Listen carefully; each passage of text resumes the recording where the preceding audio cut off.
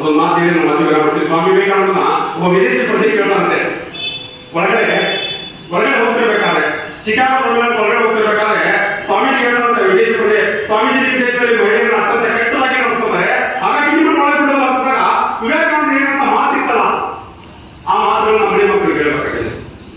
ಸ್ವಾಮಿ ವಿವೇಕಾನಂದ ಹೇಳ್ತಾರೆ, ಜಗತ್ತಿನ ಇತಿಹಾಸದಲ್ಲಿ ಒಬ್ಬೊಬ್ಬರು ಝಾನ್ಸಿರಾಣಿ ಲಕ್ಷ್ಮೀಬಾಯಿ ತೋರಿಸ್ಕೊಂಡ್ಬಿಟ್ರೆ ನೀನು ಮುಂದೆ ನತಮಸ್ತಕರಾಗಿ ನಿಂತಿರಪ್ಪ ಅಂತ ಝಾನ್ಸಿರಾಣಿ ಲಕ್ಷ್ಮೀಬಾಯಿಯನ್ನ ಹುಟ್ಟಿಸುವಂತ ತಾಕತ್ತು ಜಗತ್ತಿನಲ್ಲಿ ಯಾವ್ದಾದ್ರು ಸಿಕ್ಕಿದ್ರೆ ಅದು ನನ್ನ ಪುಣ್ಯ ಭೂಮಿ ಭಾರತಕ್ಕೆ ಅಂತ ಹೇಳ್ತಾರೆ. ವಿವೇಕಾನಂದ ವೇದಿಕೆಯಲ್ಲಿ ಹೋಗ್ತಿರ್ಬೇಕಾದ್ರೆ ಒಬ್ಬ ವಿದೇಶಿ ಪ್ರಜೆ ಸ್ವಾಮಿ ವಿವೇಕಾನಂದರ ಕುಚೇಷ್ಟೆ ಮಾಡ್ತಾನಂತೆ.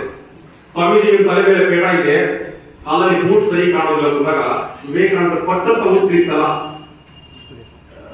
ಜಗತ್ತಿಗೆ ಮುಖಟಪ್ರಾಯವಾಗಿ ನಿರ್ಮಲಂತ ರಾಷ್ಟ್ರದಿಂದ ನಾನು ಬಂದಿದ್ದೀನಿ, ಜಗತ್ತಿಗೆ ವಸುದೇವ ಕುಟುಂಬದ ಕಲ್ಪನೆ ಕೊಟ್ಟಂತ ರಾಷ್ಟ್ರದಿಂದ ನಾನು ಬಂದಿದ್ದೀನಿ, ಜಗತ್ತಿಗೆ ಸರ್ವೇ ಜನ ಸುಖಿಲವಾಗುವಂತ ರಾಷ್ಟ್ರದಿಂದ ನಾನು ಬಂದಿದ್ದೀನಿ, ಜಗತ್ತಿಗೆ ನನ್ನ ತನ ಕೊಟ್ಟಂತ ರಾಷ್ಟ್ರದಿಂದ ನಾನು ಬಂದಿದ್ದೀನಿ, ಜಗತ್ತಿಗೆ ಬದುಕುವ ಕಲೆ ಕಲಿಸಿದಂತ ರಾಷ್ಟ್ರದಿಂದ ನಾನು ಬಂದಿದ್ದೀನಿ, ನನ್ನ ರಾಷ್ಟ್ರದ ಪ್ರತೀಕವಾದಂತ ಪೇಟನ್ನು ತೊಟ್ಟಿದ್ದೀನಿ, ನನ್ನ ದೇಶದ ಸಂಸ್ಕೃತಿಯ ಪ್ರತೀಕವಾದಂತ ಅಂಗಿ ತೊಟ್ಟಿದ್ದೀನಿ, ದೋತ್ರ ತೊಟ್ಟಿದ್ದೀನಿ, ಕೆಂಪು ಮುಖದ ಬ್ರಿಟಿಷರು ಹುಟ್ಟು ಹಾಕಿದಂತ ಉತ್ಪಾದನೆ ಮಾಡುವಂತ ಬೂಟ್ಗಳನ್ನು ಇಲ್ಲಿ ಹಾಕೋಬೇಕು ನಾನು ಕಾಲ ಕೊಟ್ಟಿದ್ದೀನಿ.